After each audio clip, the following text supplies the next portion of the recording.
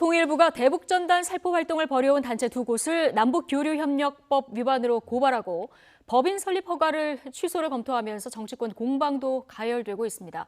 다음 주 6.15 남북 공동선언 20주년을 앞두고 그동안 세 차례 정상회담을 통해서 다져온 남북 화해 국면이 경색되는 건 아닌지 우려가 커지고 있습니다. 또 취업자 수가 1년 전보다 39만 명 이상 줄고 반대로 실업자는 또 13만 명 이상 늘어난 통계청 5월 고용 동향 발표가 있었는데요. 정부는 이런 수치가 오히려 고용 회복 조짐이다 이렇게 해석하고 있습니다. 자, 관련된 정치권 소식까지 김성환, 이종훈 두 분 시사평론가와 오늘 이야기 나눠보겠습니다. 어서 오십시오. 네, 안녕하세요. 안녕하세요. 자, 북한이 대북전단 살포에 대한 항의로 남북 사이 통신선을 모두 차단을 했습니다. 그 다음 날 통일부가 전단 살포 행사를 해온 탈북단체 두 곳을 고발하고 또 법인 설립 허가를 취소하겠다는 초강수를 들고 나왔는데요. 관련 영상 먼저 보고 오시겠습니다.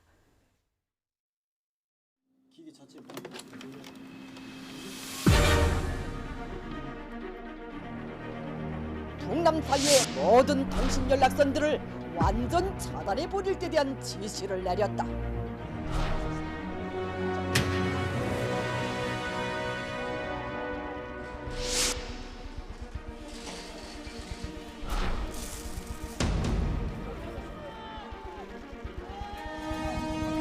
남북교류협력법 위반으로 고발하고 법인 설립 허가 취소 절차에 착수하였습니다.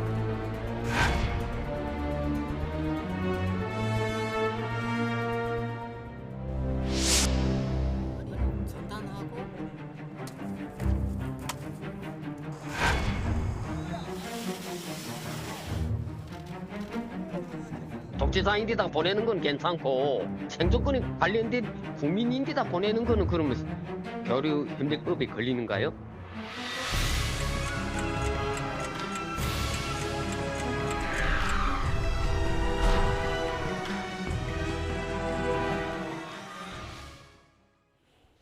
네, 정부가 대북전단 살포한 탈북단체 두 곳의 대표를 남북교류협력법 위반으로 고발을 하기로 했습니다. 이거 어떤 근거에서 고발을 하는 겁니까? 그러니까 이제 남북교류협력법에 따르면 그러니까 북한으로 물자를 반출하려고 할 때는 통일부 장관의 허가를 받아야 된다는 거죠.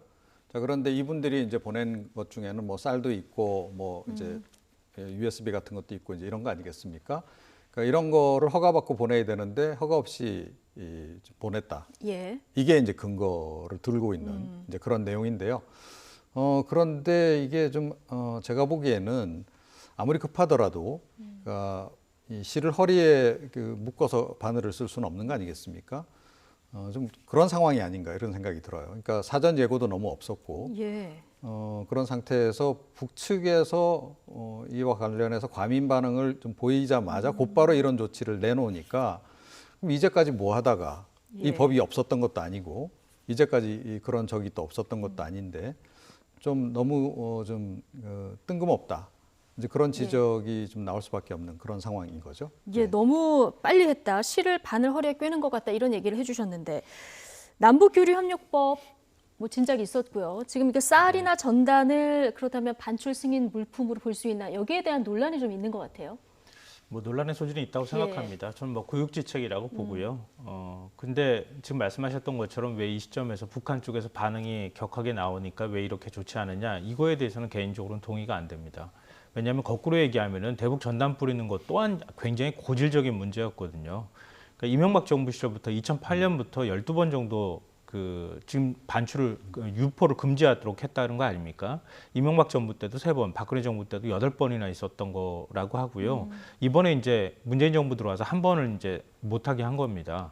그러니까 이거는 그동안에도 굉장히 고질적인 문제였는데 뭐 지금 보수 야권에서 반응을 보이는 것처럼 이건 표현의 자유의 영역이다 이런 식의 반발에 부딪혀왔기 때문에 그 사실상 실행에 잘 못 옮겼던 측면이 있거든요. 그러니까 고질적인 문제들을 제대로 해소하지 못했던 것도 또한 역시 정부의 책임을 묻는다면 정부도 비판을 받아야 된다 이렇게 생각은 합니다. 그런데 이제 이렇게 교류협력법으로 문제를 삼기보다는 또 거꾸로 생각하면 그런 거잖아요. 달러도 보낸다고 하고요. 쌀도 보낸다고 합니다. 그러면 대북 인도적 차원에서 쌀 보내면 안 됩니까?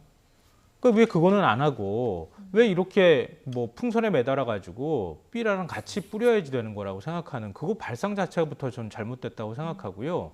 차라리 이럴 바에는 대북 인도적 지원에 적극적으로 나서라. 보수 야권에서도 그렇게 비판할 바에는 퍼주기라고 자꾸 얘기하지 말고 대북 인도적 지원에 나서서 남북 간의 관계가 오히려 더 좋아지도록 하는 방향으로 가는 게 맞지. 예.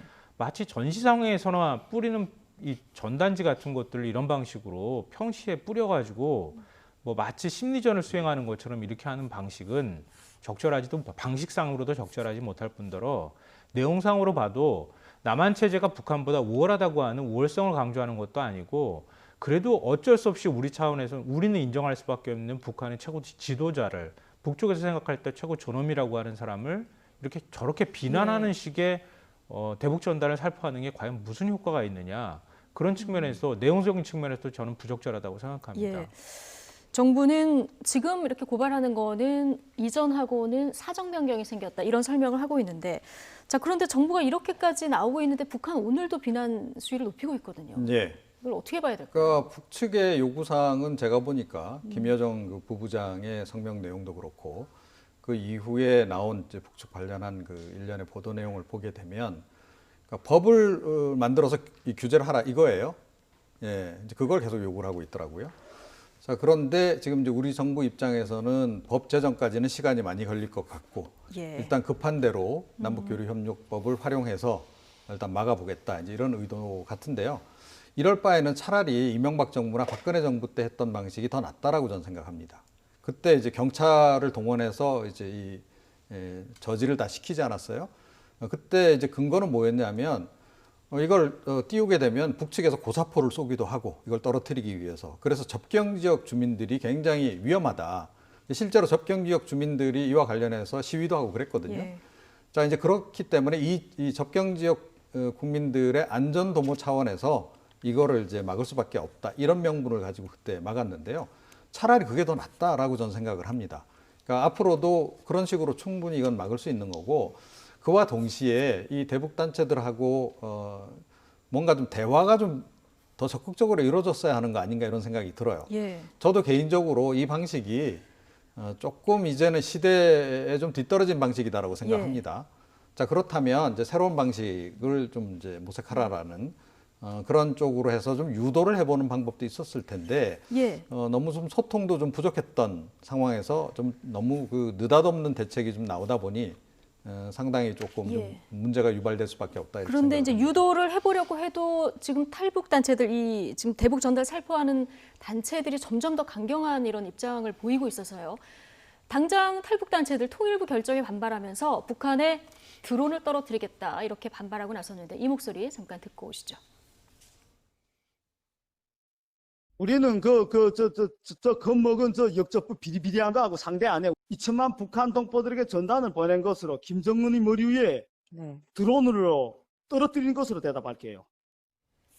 네, 6.25 70주년 되는 날 100만 장 드론으로 살포하겠다 이런 얘기를 듣고 왔습니다. 이거 어떻게 막아야 될지 정부로서도 진짜 고민이 클 것 같긴 해요. 근데 고민이 큰 것의 문제를 떠나서요. 어느 나라 국민인지 전 좀 이해가 잘 안 됩니다. 그러니까 우리나라 통일부도 인정 안 하겠다고 하고 북한의 김정은 머리 위에 드론을 떨어뜨리겠다고 하는 얘기는 자기가 개인적으로 전시 상황을 만들겠다고 하는 얘기나 다름이 없는 것이다. 굉장히 위험천만한 사고를 갖고 있는 사람이다. 이렇게 생각하고요. 다 아시다시피 드론이 현대전에서 굉장히 많이 활용되고 있는 것도 사실이고요. 청와대 인근에 드론이 떨어졌다고 해서 북쪽에서 보낸 거라고 해서 얼마나 난리가 났었습니까? 그런데 남쪽에서 드론이 날아갔다 북한 쪽으로? 그럼 북쪽이 가만히 있겠습니까? 이거는 제가 볼 때 군사적 충돌을 야기할 수 있는 굉장히 위험한 사고다. 예. 그러니까 이렇기 때문에 단순히 대북 전단의 문제뿐만 아니고요. 그러니까 그 남쪽의 어떤 국민들의 안위에까지 굉장히 큰 영향을 미칠 수 있는 이런 행위들을 과연 그대로 둘 수 있을 것이냐. 이제 이것도 문제라고 보고요. 한 개인 물론 자유북한운동연합이라고 하는 단체를 자기가 결성해서 저렇게 움직이고 일각에서는 미국 쪽에서도 자금을 댄다고 하는 얘기까지도 있는 상황이긴 하지만 몇몇 사람들의 생각으로 다수의 국민한테 생명과 안전에 위협을 느끼게 하는 이 행위를 아무리 우리가 민주주의 국가라 하더라도 표현의 자유가 보장돼 있다 하더라도 과연 이걸 보장해 줘야 되는 것인가? 이런 문제는 우리가 좀 심각하게 고민을 해봐야 되지 않을까 예. 생각합니다. 지금 정부가 고발한 두 단체가 자유북한운동연합하고 큰셈이란 이런 단체인데 여기를 운영하는 그 대표가 형제라면서요. 뭐 박정호 씨 큰셈이라고 하는 단체, 박정호 씨도 박상학 씨하고 형제관계라고 하는 얘기가 지금 나오고 있는데요. 뭐 제가 말씀드렸던 게 그거예요. 그러니까 우리 사회에서도 우리도 표현의 자유 다 마음껏 누리고 살고 있습니까? 표현의 자유라고 가지고 있다 하더라도 방종으로 넘어가면 안 되는 거잖아요. 그 자유의 제한은 있는 겁니다.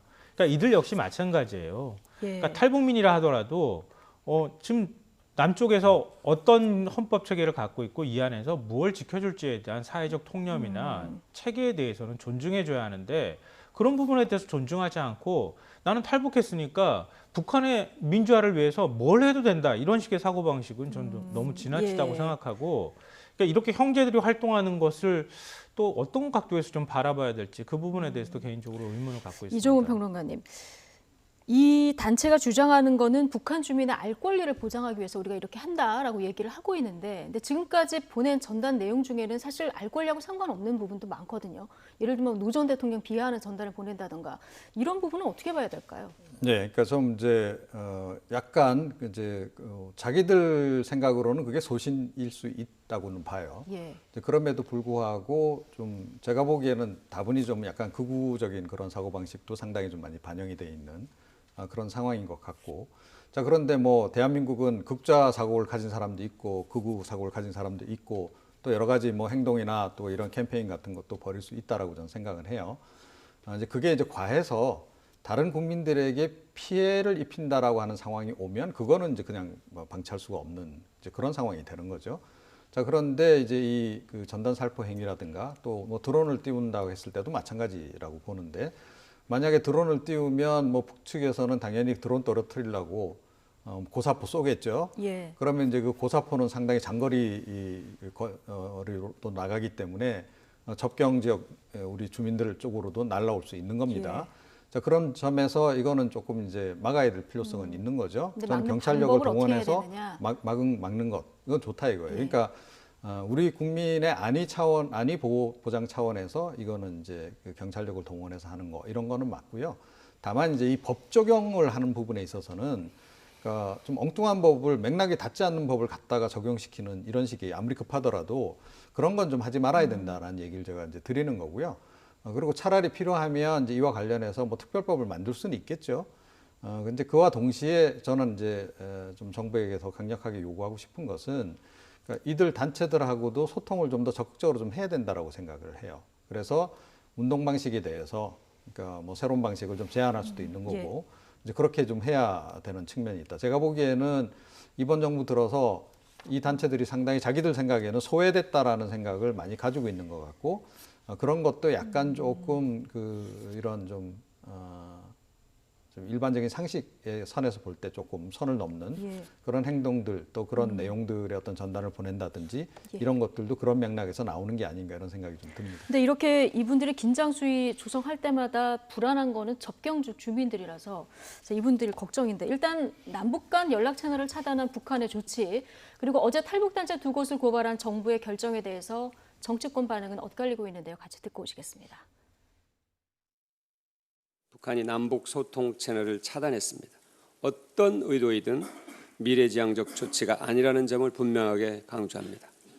통합당이 북한의 이번 조치를 문재인 정부에 대한 정치 공세의 소재로 삼고 한반도 평화 프로세스 자체를 부정하는 기회로 삼으려 해서는 안 될 것입니다.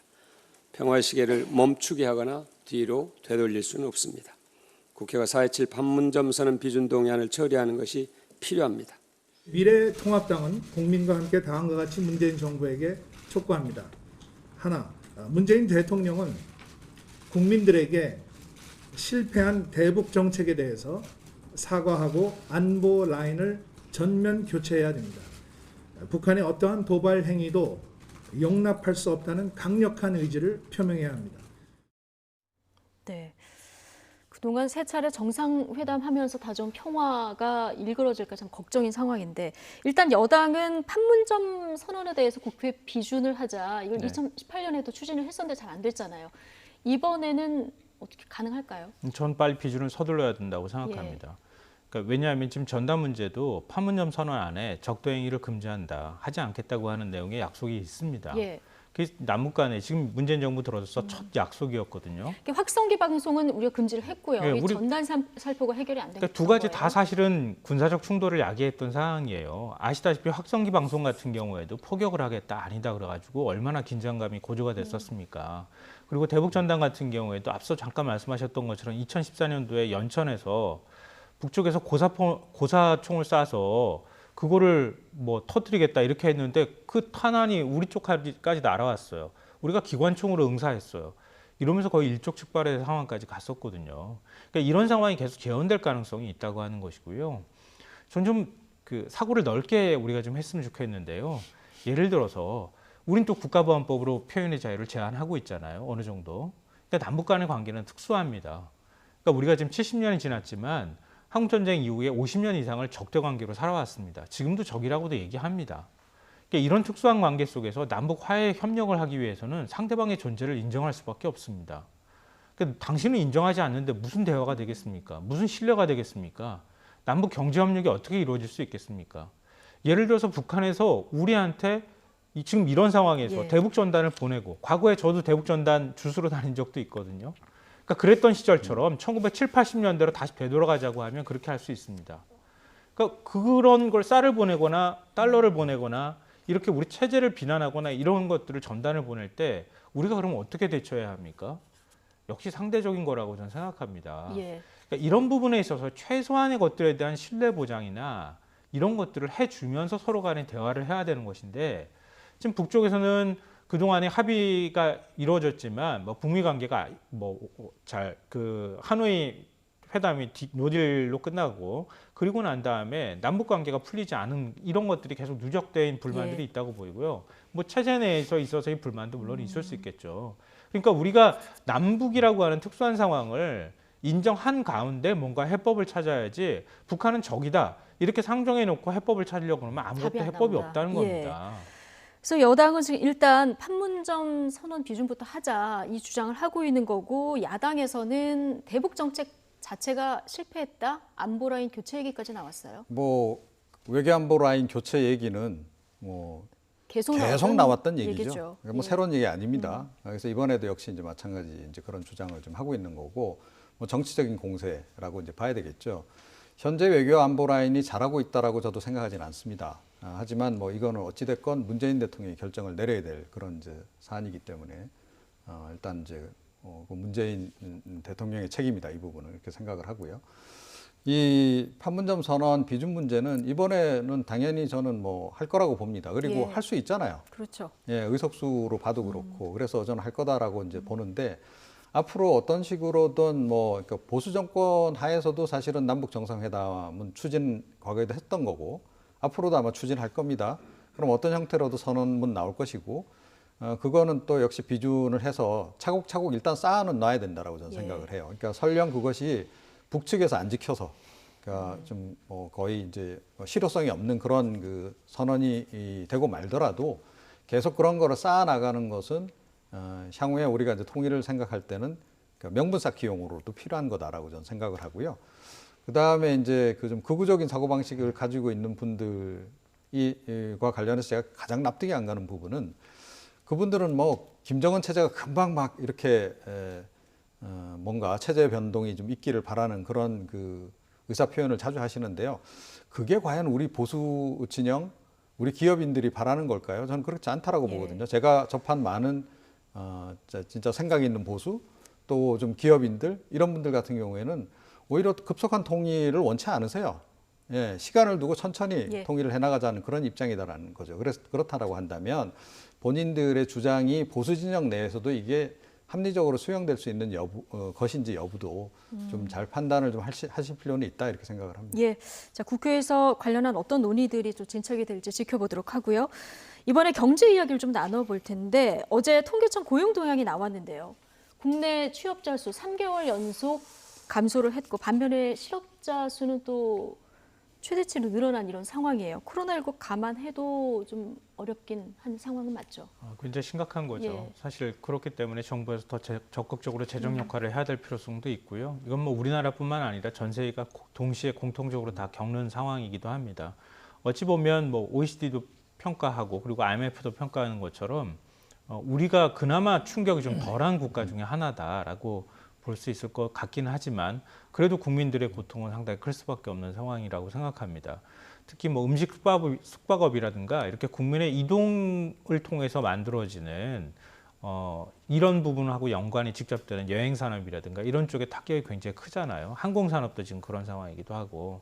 그래서 그런 상황에 있어서의 고용 상황들을 빨리 개선할 수 있는 방법들을 우리가 좀 찾을 필요가 있다. 이렇게 생각이 됩니다. 예, 어제 고용 지표를 보면서 정부는 그런데 고용 회복 조짐이 보이고 있다. 이런 또 긍정적인 평가를 내놨는데요. 자, 이런 평가를 내는 근거는 뭘까요? 황덕순 청와대 일자리 수석 설명 듣고 오시겠습니다. 그 이전에 3월, 4월에 취업자 감소폭이 급격히 확대가 돼 왔습니다. 그에 비해서 5월에는 그 감소폭이 줄었다는 점에서 조금씩 회복의 조짐이 보이지 않는가 이렇게 판단을 하고 있고요. 네. 특히 저희가 이제 방역 성공에 기반해서 생활 속 거리두기로 전환을 하고 또 긴급 재난지원금이나 저소득층 소비 쿠폰 또 아동 돌봄 쿠폰과 같이 소비를 진작하는 여러 가지 정책을 사용을 해왔습니다. 이런 그렇죠. 정책에 네. 기반해서 서비스업에서 취업자 감소폭이 상당히 줄어들었습니다. 그래서 네, 이런 네. 점들이 아직 회복이라고 말하기에는 좀 이르지만 최악의 상황에서는 이제 벗어나는 조짐을 보이고 있다 이렇게 해석을 하고 있습니다. 네. 취업자 수가 3개월 연속 감소세를 보이고 있지만 이 감소 폭이 줄었다. 이걸 좀 긍정적으로 보는 것 같아요. 네, 그러니까 급속하게 줄다가 이제 완만하게 줄고 줄고 있다. 이 얘기인데요. 네. 그렇다고 지금이 바닥이냐? 이거는 조금 그 전문가들 사이에서도 좀 의견이 많이 갈리는데요. 예. 저는 생각이 좀 다르거든요. 그러니까 사실은 그 뭐 1차 충격으로 해서 이렇게 취업자가 확 줄었어요. 특히 이제 자영업 중심으로 해서. 그런데 제가 보기에 2차 고용 절벽은 아직 본격화되지 않았다라고 봅니다. 그러니까 제조업 분야를 중심으로 한 본격적인 구조 조정이 제가 보기에는 진행이 될 것 같고, 그러면 가을 접어들어서는 추가로 더 실직자가 발생할 가능성이 지금 굉장히 높은 그런 그 상황이라고 보거든요. 그럼에도 불구하고 뭐 정책 당국에서는 뭐 희망적인 얘기를 하고 있는 건데, 물론 이제 경제는 심리이기 때문에 너무 이제 위기감을 증폭시켜서도 안 되겠으나, 그럼에도 불구하고 현실 인식은 좀 냉엄하게 할 필요는 있다. 너무 낙관론으로 좀 일관하는 게 아닌가 이런 생각이 좀 들어요. 우리 경제가 뭐 조금 이제 회복 조짐 보이고 있는 건 분명합니다. 그러니까 뭐 그걸 이제 경기를 선반영하는 코스피 지수 같은 경우는 이미 지금 코로나19 사태 이전 선을 다 회복을 한 그런 상태인데, 이제 실물 경기가 그 정도까지 쫓아오려면 시간이 많이 걸릴 수밖에 없다. 그런 점에서 사실은 좀 냉정하게 이 상황을 좀 봐야 되고, 특히 고용 관련해서는 문재인 대통령이 일자리 대통령 표방하고 나오신 분이시잖아요. 그러면 지금도 그 현황판이 문재인 대통령 그 집무실에 있는지는 모르겠습니다만, 이거 매일매일 체크하면서 신속하게 바로바로 대응을 좀 하지 않으면 생각보다 이 골이 좀 깊을 수도 있다. 이렇게 생각을 합니다. 지금 중요한 점을 지적을 해주셨는데요. 그러니까 그 제조업 구조조정 말씀하셨잖아요. 그러니까 그동안에 제조업이 과잉 중복 투자가 된 부분들이 있는데, 이런 위기 상황에서 오히려 구조조정을 할 수 있는 방법들을 찾는 것도 좋겠다. 이런 경제계 일각에서 그런 얘기도 나옵니다. 그리고 제대로 살려야 될 산업들에 집중적으로 투자하는 방법들도 고민할 필요가 있을 거라고 보고요. 다만 전 이 말씀을 좀 드리고 싶은데요. 우리가 IMF 외환위기 90년대 후반에 겪었잖아요. 그때 느꼈을 때 고용 충격하고 지금 우리가 느끼는 고용 충격을 한번 생각해 보시면 어떨까 싶어요. 그러니까 그때 고용 충격은 지금보다 어마어마하게 더 큰 것으로 우리가 느껴졌거든요. 그런데 지금은 그때하고 고용 상황이 오히려 더 악화되거나 비슷하다고 얘기가 나오는데도 불구하고 상대적으로 덜 체감적으로 느끼고 있는 상황입니다. 왜 그러냐면, 느끼시는 분들은 크지 않을까요? 물론 당사자들은 그렇게 느끼실 수 있지만 사회 전체적으로 받는 고용 충격을 받아들이는 충격적인 측면에서 말씀드리는 건데요. 그 차이가 뭐냐면, 당시에는 정규직을 중심으로 해서 해고가 많이 이루어졌고요. 이번에는 임시직이나 일용직을 중심으로 해서 많이 고용 충격이 왔다. 이 차이가 크게 있고요. 또 하나는 당시에는 고용 안전망이라는 것 자체가 우리 사회에 없었습니다. 근데 지금은 상당 부분 많이 만들어져 있다는 거예요. 예. 그러니까 코로나19 사태에서 우리가 어떤 방식으로 대응해야 하는지 외환위기 때하고 비교해 보면 방법이 나온다. 그러니까 지금 전국민 고용보험 얘기도 나오지만 고용안전망을 이럴수록 더 튼튼하게 하는 방법, 그리고 임시직이나 그 고용 안정이 불안정한 이런 직군들을 어떻게 우리가 앞으로 우리 사회의 안정적인 고용 일자리로 끌어들일 것이냐, 이런 부분에 집중해야 될 필요가 있다고 하는 네. 점을 우리가 기억해야겠습니다. 예. 저도 경제 상황을 좀 냉정하게 봐야 된다. 앞서 이종훈 평론가 얘기해 주셨는데 이게 코로나19가 어떻게 되느냐에 따라서 또 달라질 수 있는 부분이라 참 어려운 문제인 것 같습니다. 자, 이런 가운데 정부가 임대차 그 3법 추진하고 있는데 여당에서 관련 지금 입법 그 발의들이 계속 이어지고 있어요. 임대차 3법 보면은 전월세 상한제 그리고 계약갱신 청구권, 전월세 신고제 크게 뭐 보면은 이런 네. 내용인데 이게 현실 가능성 어디까지 실현될 수 있을까요? 그래서 현실 가능성을 떠나서 예. 지금 이제 여당이 워낙 이제 압도적인 다수 의석을 차지하고 있기 때문에 아마 입법 그대로 진행이 될 것 같아요. 아, 예. 일단 진행이 될 것 같은데 그러면 이게 이제 시장 상황하고 맞물려서 어떻게 돌아갈 것이냐, 이게 이제 가장 이제 우리가 관심을 가질 대목인데요. 이게 과연 실효성이 있을까가 이제 문제인 거죠. 그러니까 뭐 이대로 정말 모든 국민들이 따라주면 다행인데 이명 계약을 한다거나 뭐 이런 식의 또 다른 편법들이 또 그러다 나올 보면 수도 또 다른 있는 거죠. 부작용이 나올 수도 있다는 예, 그렇습니다. 거죠. 그래서 그런데 보면 좀 이렇게 그렇게 시장 친화적인 정책은 분명히 아니다라는 거죠. 그리고 시장 상황의 변화하고는 좀 상관없이 예를 들어서 뭐 전월세 재계약할 때 5% 이상 뭐 못 올리게 한다거나 이런 예. 식의 그 규제를 했을 때 과연 이게 실효적일 수 있겠는가, 그런 부분은 역시 좀 의문으로 좀 남을 수밖에 없는 그런 예. 그 상황입니다. 자, 여기에 더해서 박주민 의원은 아예 전세 재계약 기간을 무기한으로 연기하자 이런 법안을 발의를 했는데 자, 이 부분에 대해서 뭐 집 가진 사람이 그렇게 죄인이다 이런 비판도 나와요. 어떻게 보십니까? 그러니까 이건 사실 좀 오해가 있는 측면이 예. 있다고 봐요. 왜냐하면 그러니까 세입자 보호라고 하는 기본 원칙을 천명해 놓고 그 외에 세입자를 예를 들어서 그러니까 임차인을 내보낼 수 있는 방법들이 뭔지 거꾸로 법안을 만든 거예요. 그러니까 세입자 보호가 우선이라고 하는 겁니다. 예. 그 원칙을 여기에 담고 싶어하는 법률이다라고 이해하시면은 좀 더 쉬울 것 같고요. 그러니까 지금 말씀하신 것처럼 임대차 3법이라고 불리는 이 법들도 역시 마찬가지로 과거의 반대 논리가 뭐였냐면요. 은퇴자들은 이런 거 세입자 월세 좀 받아가지고 사는데 그 사람들은 어떻게 할 거냐, 이런 부분하고요. 또 하나는 법을 제정하고 난 다음에 시행일까지의 이제 차이가 있잖아요. 근데 시행일까지의 차이에 예를 들어서 그 다시 계약할 때 5% 이상 더 많이 받지 못한다고 하면 지금 이 법 시행 전까지 갑자기 많이 돈을 받으려고 할 것이다. 오히려 전세금이 폭등하는 현상이 나타날 것이다. 이런 부분에 대한 어떤 그 지금 보수 야권들이 반대가 있었다고 생각하는데요. 지금 집값이 많이 올라 있는 상태입니다. 근데 상대적으로 전월세는 좀 적게 올랐거든요. 만약에 그대로 두면 제가 볼 때는 이명박 정부 시절에 제가 그걸 많이 겪었는데 저도 역시 세입자로 많이 살았기 때문에 거의 뭐 5천만 원, 1억씩 막 계약할 때마다 올라가는 현상들이 나타났거든요. 그러니까 그렇게 나오면은 모든 돈들이 다 세입자한테 다 세입자가 쓸 수 있는 돈들도 없을 정도로, 아니 오히려 쫓겨나는 일들이 비일비재하게 발생할 수 있습니다.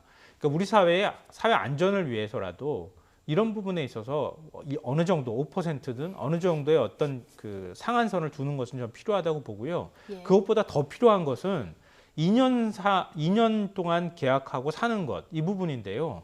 그러니까 지금 임차인들의 주거 안정성들이 계속 지금 오히려 줄어들고 있습니다. 과거 한 7, 8년 정도 통계를 제가 봤던 기억이 있는데 한 4년 가까이 됐거든요. 예. 한 번 이제 세입자로 들어가면은 4년 정도는 살 수 있는데 지금은 3년 정도밖에 살지를 못합니다. 네. 그리고 그 요인도 한 30% 정도는 임대인이 나가라고 하는 경우거든요. 그러니까 그런 면에 있어서 주거 안정성을 위해서라도 꼭 계약갱신 청구권이 좀 보장이 될 필요가 있다고 생각합니다. 1회라도. 예. 어쨌든 지금 임대차 3법 여러 그 개정안들이 발의가 됐기 때문에 어떻게 처리되는지 좀 보고요. 미래통합당도 지금 경제 이슈를 계속 선점해 나가고 있는데 오늘 그 경제혁신위원회가 출범을 해요. 그 위원장을 보면 윤희숙 의원, 뭐 상당한 경제 통이라고 하는데 이러면 좀 기본소득부터 해서 차차 논의가 되는 걸까요? 네. 그러니까 보니까 미국에서 경제학 박사학위 받고 돌아오셔서 KDI에서 계속 일을 하셨더라고요. KDI에서 연구부장도 거치셨고 또 그 KDI 산하 대학원장까지 하셨으니까 KDI에서 뭐 요직은 다 거치신 분이다 이렇게 이제 봐야 될 것 같습니다. 그래서 뭐 경제통인 건 분명하고요. 예. 그런데 이분이 보니까 이제 주로 복지정책 쪽, 재정 이쪽 이제 전문가신 것 같아요. 이제 그러다 보니 지금 그와 관련해서 뭐 기본소득 관련한 뭐 이런 프로젝트를 진행하는 거 아니냐, 뭐 이런 얘기가 지금 일각에서 흘러나오고 예. 있는 그런 그 상황입니다. 예. 즉, 김종인 위원장이 이 기본소득 말고도 최근에 이제 종일 보육이라든가 사교육 뭐 강제로라도 좀 이렇게 눌러야 된다라든가 오늘은 뭐 대학 교육 다시 생각해야 된다 이런 언급들 계속 이슈를 선점해가고 있는데 얼핏 들으면 이게 민주당을 넘어서 정의당에서 나오는 얘기 같기도 하고요. 어떻게 보십니까? 그러니까 이슈 선점 효과는 가져가고 있다고 생각해요. 예. 굉장히 좀 신선하게 보이기도 하고요. 그러니까 이슈를 주도해 나가는 능력은 좀 탁월한 분이라고 생각하는데 다만 제가 생각할 때는 이렇게 막 던져놓는 것 같은 느낌만 들어요. 기본소득 던져놓고 난 다음에 민주당이 와글와글 하는데 쓱 발 빼면서 이건 연구과제지 뭐 언제 시행할 수 있는지 뭐 알 수 없다. 이건 뭐 환상에 불과하다. 뭐 이런 식의 얘기를 또 해버린다거나 그다음에 종일보육 문제 얘기 나오지만 이게 단순히 보육적 개념으로 교육을 접근하느냐 아니면 교육적 개념으로 보육을 접근하느냐 이건 완전 또 개념이 다르거든요. 그럼 교육제도랑 같이 움직여줘야 될 문제입니다. 지금 사교육 문제도 얘기하셨던 것처럼 이렇게 간단한 문제가 아니에요. 그러니까 그런 문제들을 그냥 막 던지는 거예요, 지금. 그러니까 구체적으로 세부 계획이라는 게 어떻게 나오는지가 굉장히 중요한 문제고 이게 간단한 화두가 아닌데 그냥 툭툭 던져놓고 난 다음에 책임 안 지는 이런 모습들이 예. 저는 그렇게 내용적인 측면에서 적절하지 못하고 당내에서도 과연 그걸 받아들일 수 있는 준비가 돼 있느냐 당내에서도 받아들일 준비도 별로 안 돼 있는 것 같아요. 그런 면에 있어서는 이슈 선점은 하지만 내용상에는 크게 별로 의미 없는 예. 얘기들 자꾸 하고 있다고 생각합니다. 제가 보기에는 이슈 선점을 지금 노리시는 게 아니고요. 이슈 탈취를 노리시는 겁니다. 예. 예, 그래서 사실은 더불어민주당이 차기 대선에서 내놓을 수 있는 그런 공약들을 미리 다 지금 이제 내놓는 거죠. 그래서 저쪽 공약을 거의 다 지금 선취를 해버리는. 자, 그걸 통해서 또 부수적으로 얻어지는 효과가 뭐가 있냐면 적진 분열이 일어나는 거죠. 예, 그러니까 내부에서, 그러니까 더불어민주당 내부에서 이걸 가지고 찬반론이 막 일 수밖에 없는 거예요. 그러면 이제 내부적으로 분열이 이제 벌어질 수밖에 없는데 실제로 기본소득 관련해서도 지금 더불어민주당 범여권의 대권 주자들이 각기 지금 다른 목소리를 내기 시작했잖아요. 이런 것이 사실은 김종인 위원장이 노리는 바다라고 저는 생각을 하고 이거는 이제 비단 경제 이슈뿐만 아니고 교육 이슈도 지금 마찬가지죠. 교육 그동안은 더불어민주당이 선점을 해왔잖아요. 그죠? 1년에 무상 시리즈 다 끝났습니다. 이제 더 우려먹을 무상 시리즈가 없어요. 그러니까 이제 보육제를 이제 들고 나오는 거고 교육제도 개편 얘기를 들고 나오는 거고 좀 더 큰 틀의 얘기를 해서 사실은 좀 적진 흔들어 놓기도 상당 부분 좀 의도를 하고 있다 이렇게 생각합니다. 김종인 위원장의 노림수는 따로 있었군요. 근데 제가 볼 때는 적진이 아니라 아군들이 분열되는 현상이 더 많이 나오는 것 안에서 같은데. 다른 목소리들이 그 계속 나오고 안에서도 있기 굉장히 때문에. 시끄러운데요. 예. 내부에서 목소리가 어떻게 모아질지도 좀 앞으로 봐야 될 것 같고 미래통합당의 싱크탱크 여의도연구원 수장 누가 될까 굉장히 관심이었는데 이경전 교수 AI 인공지능 전문가라고 하는데 차명진 전 의원 세월호 텐트 발언 옹호해서 좀 논란이 됐는데 결국은 영입을 철회하겠다 이렇게 발표가 난 상황입니다. 이 얘기 전해드리면서 여당 얘기로 빨리 넘어가겠습니다. 시간이 한 5분 정도밖에 안 남아서 지금 김부겸 전 의원이 내가 당대표 되면은 2년 임기 채우고 그렇게 되면 당연히 이제 대권은 포기가 되는 거죠. 이렇게 얘기를 하면서 지금 약간 뜨거워진 분위기인데 이렇게 되면 이낙연 대 반 이낙연 이런 구도로 가는 겁니까? 이제 그런 효과를 좀 노리는 거죠. 그러니까 사실은 뭐 이제 김부겸 전 의원 같은 경우에는 이번에 안 뛰어들 거다라는 설이 좀 상당히 최근에 많이 들렸었어요. 그런데 갑자기 이제 뛰어드는 쪽으로 이제 노선을 바꾸면서 상당히 그 예상치 못한 카드를 지금 던진 건데 허를 찌른 거죠. 제가 보기엔 굉장히 유효한 카드를 좀 던진 게 아닌가 싶어요. 던졌다. 그러니까 이낙연 전 총리의 그 가장 취약한 포인트를 정확하게 노리고 있다는 거죠. 그러니까 이제 당권 잡고 대권 가겠다. 이게 이제 이낙연 전 총리의 의도 아니겠습니까? 그런데 당내 비판 여론이 없잖아 있어요. 그러니까 뭐 불과 몇 개월짜리 그 당권 당대표를 왜 하려고 하느냐. 결국 본인 뭐 당내 경선 과정에서 유리한 구도를 만들기 위해서 그러는데 너무 속보인다. 그리고 또 그러면 당의 안정성은 어떻게 도모할 거냐. 당은 이게 제대로 이끌어질 수 있겠냐. 이런 지적들이 좀 있어요. 자, 이제 친문계들 중심으로 해서 특히 그런 얘기들이 많은데 그걸 바로 노린 거죠. 예. 그래서 나는 당권 도전해서 당대표 되면 끝까지 간다. 중간에 그만두지 일을 쭉 않는다. 채우겠다. 라고 예. 해서 이제 어떻게 보면 가장 핵심 세력인 친문계 표심을 자기 쪽으로 확 끌어당기는 그런 지금 이제 전략적인 포인트를 예. 지금 이제 우리가 눈여겨 볼 수 있습니다. 예. 어쨌든 이 발언 이후에 당권, 대권 분리해야 된다 이 목소리가 조금 당내에서 많아지는 것 같습니다. 홍영표 의원 얘기 듣고 오시겠습니다. 과거에 보면 저희가 이렇게 당권과 대권을 같이 가지고 있음으로 해서 이렇게 줄 세우기라든가 또 사당화의 시비, 그 다음에 또 대선 경선의 어떤 불공정 시비 이런 것들 때문에 당이 굉장히 많은 갈등을 겪은 적이 많았습니다. 그래서 지금 현재 당원을 개정할 때 당권과 대권의 분리를 명확하게 한 겁니다. 그래서 이제 당권을 가진 사람이 대권에 나갈 경우에는 1년 전에 사퇴해야 된다. 이런 조항까지 둔 거 아닙니까? 그래서 이제 이번에 8월 29일 날 전당대회를 하게 되면 7개월 후에는 대권 후보일 경우에는 당대표를 사임해야 되는 거죠. 물러나야 되는 거죠. 그래서 그런 문제가 있고요. 그래서 지금 현재 저희 당원 정신을 좀 잘 되돌켜 봐야 된다고 생각합니다. 예. 홍영표 의원도 지금 대권에 도전한, 대권이래요. 당권에 도전한 그런 상황인데요. 그러니까 이낙연 의원이 대표가 되면 이제 7개월 후에 다시 또 경선을 해야 되기 때문에 이렇게 복잡해진다. 여기 지금 김부겸 의원의 좀 힘을 싣는 이런 목소리를 내고 있어요. 전 뭐 자연스러운 현상이라고 생각하고요. 네. 어차피 대권으로 가는 길목일 수밖에 없는 거고, 우리 이제 선거에서 그런 얘기 하거든요. 단독으로 한참 앞서 나가는 후보가 있으면요, 나머지 후보들이 다 연대합니다. 예. 그래서 그 후보하고 딱 전선을 그어서 뭔가의 대척점을 만들어가는 작업을 하거든요. 근데 1, 2위 후보가 서로 간에 지지율이 비슷하게 나오면요, 1, 2위 간에 싸워요. 3위는 그 판을 엎으려고 그러고요. 근데 지금 형국은 이낙연 의원이 한참 앞서 나가 있는 형국인 것 같고, 나머지 후보들은 그 연대 안에서 뭔가의 판을 대립전선을 긋고 판 자체를 룰을 바꾸는 작업을 하려고 덤비는 것 같습니다. 예. 저는 궁금한 게 이런 목소리가 지금 나오는 마당에 이낙연 의원은 어떤 선택을 할까 굉장히 궁금하거든요.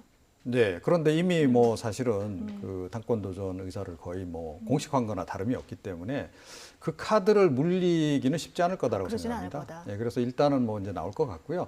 홍영표 그 의원 발언은 사실은 김부겸 전 의원도 약간 겨냥한 그런 측면이 없지 않아 있다고 생각합니다.